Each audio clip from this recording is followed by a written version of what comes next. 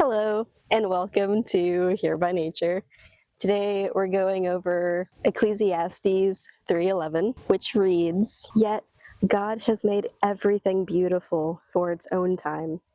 He has eternity planted in the human heart. But even so, people cannot see the whole scope of God's work from beginning to end." The first key takeaway for this verse is God makes everything beautiful in its time. This is a powerful reminder that God's timing is perfect, even when we can't see it. He brings beauty from what feels broken and order from chaos, but always in His time, not ours. The journal prompts for the first takeaway are: how can I cultivate patience and trust while waiting for God's timing? What areas of my life do I need to surrender to God's timing today? The second key takeaway is that eternity is planted in the human heart. We are created with a longing for more than just this life. This eternity in our hearts gives us a hunger for meaning, purpose, and something beyond what we see. It's a divine imprint pointing us back to God. The journal prompts for the second section are: how does knowing that I was made for eternity shape my choices today? How do I try to fill the eternal longing in my heart? And are those ways truly satisfying? The third key takeaway for this verse is that God's work is mysterious and beyond our understanding. No matter how much we seek, we won't fully understand God's plan. This calls us to humility, trust, and worship, even when we don't have all of the answers.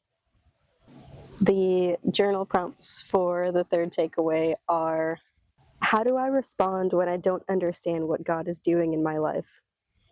How can I practice resting in God's wisdom rather than demanding clarity? For the personal reflection part today, I'm going to tackle the second question in the second key takeaway. Oh my goodness. How do I try to fill the eternal longing in my heart? And are those ways truly satisfying? So,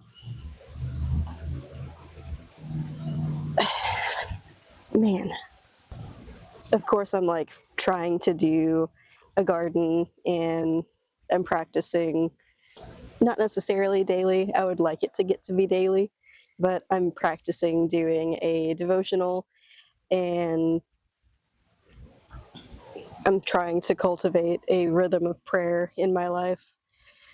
And those things, yes, those are like fully satisfying. I'm watering myself from like the proper like living water and all of these kind of things. However, I have recently gotten and accepted a part-time position at a new job. And I do feel like I do have my priorities a little bit more in line and straightened out now. I'm only worried that with a new job, I'm going to fall into, or I guess with a job, any job it would have been, that I'm going to fall back into the rhythm of, okay, now I have money, now I'm doing okay. Do I really need God? And of course, the answer is always going to be yes. Just because I'm going to be coming out of like my lowest low point pretty close to in all of my life. I don't want that to like,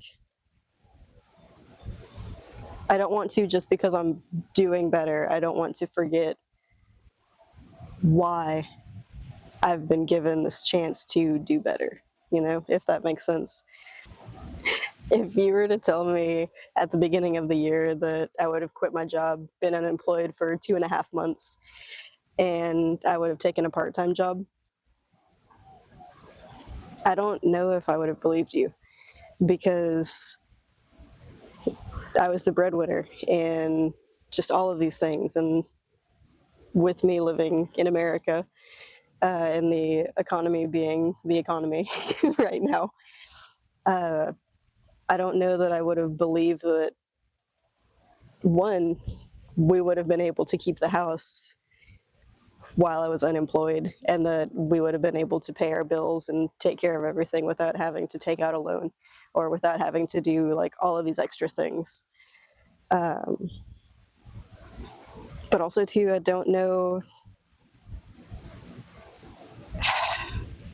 to put it a different way, like God's been working a lot on my sense of pride and working on setting my priorities straight, of my mindset of what it is about my life that I take pride in, because it was kind of skewed in my head.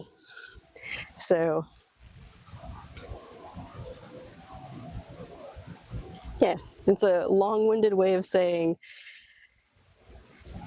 it's a practice, and I'm working really hard to set my roots proper, and I have had time to work on this, to get my morning routine down, to get all of these things in order to prepare me for not having all of this time, spare time at home, to do all of these things. And does that mean that I'm going to stop doing this channel? No. This channel is going to keep going, like for sure, 100%. That was my New Year's resolution and rededication to God, is this channel. It is going to mean that I'm not going to be able to do my art channel anymore. Is it going to change from art to something else? Maybe. I don't know. But this channel is going to take precedence along with my volunteering at the church. That's not me to boast. That's me to tell you guys that this is still going to be a thing. So every Sunday, I'm going to be posting a new video update on a new verse through the end of the year. Next year, I do have something else really cool planned, but I'm not going to spill the beans on that yet. I'm working on it. So, yeah, hopefully you heard whatever it was that you needed to hear today. And until next week, friends, I'll see you then, and have a blessed one. My chickens made a weird noise.